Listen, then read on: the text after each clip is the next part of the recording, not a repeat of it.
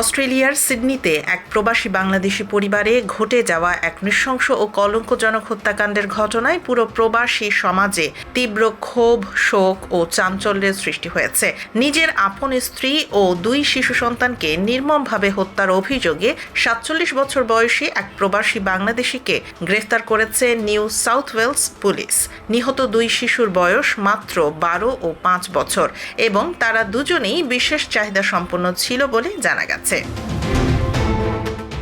পুলিশের দেয়া তথ্য মতে সোমবার সন্ধ্যায় অভিযুক্ত ব্যক্তি নিজেই জরুরি নম্বরে ফোন করে পুলিশকে ঘটনার কথা জানান। খবর পেয়ে পুলিশ ক্যাম্পবেল টাউন এলাকার ওই বাসায় গিয়ে 46 বছর বয়সী স্ত্রী ও 2 শিশুপুত্রের রক্তাক্ত মরদেহ উদ্ধার করে। নিউ সাউথ ওয়েলস পুলিশের অ্যাক্টিং সুপারিনটেনডেন্ট মাইকেল মরনি জানান, ঘটনাস্থলের পরিস্থিতি ছিল অত্যন্ত ভয়াবহ ও সহিংস এবং নিহতদের শরীরে ধারালো অস্ত্রের গুরুতর আঘাতের চিহ্ন পাওয়া গেছে।